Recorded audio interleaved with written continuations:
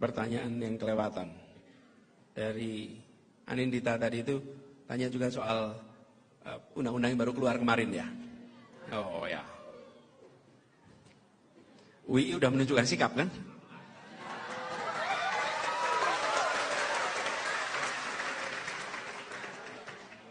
Ya, jadi memang begini teman-teman sekalian. Sebuah undang-undang apabila sudah berjalan lebih dari 2 dekade, maka logis bila dilakukan revisi. Betul kan? Sudah berjalan selama 2 dekade. Bukan hal yang aneh. Termasuk undang-undang tentang Tentara Nasional Indonesia. Nah, tapi perlu dipastikan bahwa revisi itu benar-benar membawa perbaikan atau justru membuka ruang bagi tantangan baru. Justru menimbulkan problem baru. Ini pertanyaannya.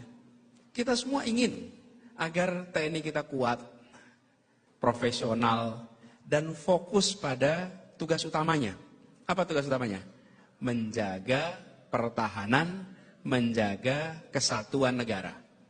Nah, dalam sejarahnya TNI selalu berada di garis depan. Untuk apa? Membela kepentingan rakyat, membela kepentingan negara. Apalagi nih hari ini kita di Jogja. Di Jogja inilah pusat perjuangan gerilya yang Laskar cikal bakal menjadi TKR, BKR, kemudian TNI. Itu cikal bakalnya di Jogja. Kalau teman-teman ke bawah ke kota, ada perempatan Korem. Itu di perempatan Korem, sebelah selatannya sedikit, itu nanti ada sebuah tempat, tulisannya dulu besar. Akhir rute gerilya Panglima Besar Jenderal Sudirman. Nama-nama jalan di Kota Baru, itu semuanya anak-anak usia SMA yang meninggal karena perjuangan untuk kepentingan rakyat, kepentingan negara. Nah, karena itu, kita harus hati-hati ketika mengatur peran dan fungsi TNI, agar tetap berada di koridor yang terbaik. Jangan sampai revisi ini justru membebani institusi pertahanan dengan tugas-tugas baru yang justru bisa mengurangi fokus utamanya. Karena fokus utamanya apa tadi? Pertahanan. Nah, jadi ada satu hal yang barangkali perlu jadi perhatian. Apa? Proses prosedur. Bagaimana proses revisi ini berlangsung begitu cepat, tanpa cukup ruang bagi masyarakat untuk berdiskusi, untuk memahami, untuk mengkaji. Bahkan sampai dengan sekarang, setahu saya nih sampai hari ini, itu kita masih belum bisa mengakses draft finalnya secara resmi. Dan sebelumnya tidak banyak forum-forum yang mendiskusikan arah perubahan ini. Teman-teman sekalian, kebijakan yang lahir dari dialog terbuka dan lahir dari dialog mendalam akan memiliki karakter kebijakan yang matang karena dia didialogkan terbuka. Nah, jika urusan sebesar ini diputuskan secara terburu-buru, maka boleh kita khawatir bahwa dampaknya tidak maksimal, bahkan mungkin justru tidak berdampak baik bagi TNI sendiri, apalagi bagi negara. Karena itu, kalau boleh saya berpandangan, jika revisi ini memang bertujuan untuk memperkuat TNI, maka kita perlu memastikan tidak ada celah yang dapat mengalihkan fokus TNI dari tugas utamanya. Sebutkan apa-apa saja rambu-rambu hukumnya. Bagaimana memastikan tidak ada ruang bagi perubahan yang bisa membawa dampak di luar niat awal. Dan apakah revisi ini menyelesaikan problem-problem yang hari ini sering dirasakan? Apa itu? Meritokrasi. Bagaimana promosi bukan berdasarkan koneksi, tapi berdasarkan prestasi.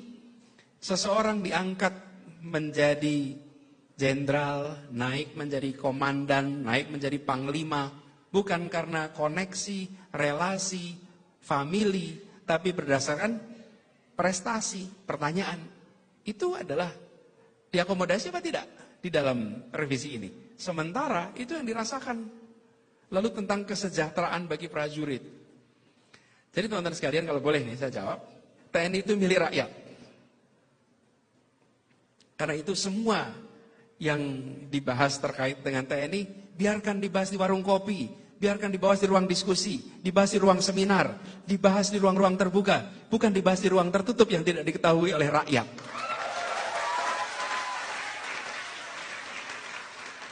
Karena kenapa? Tidak ada rakyat yang tidak suka pada TNI.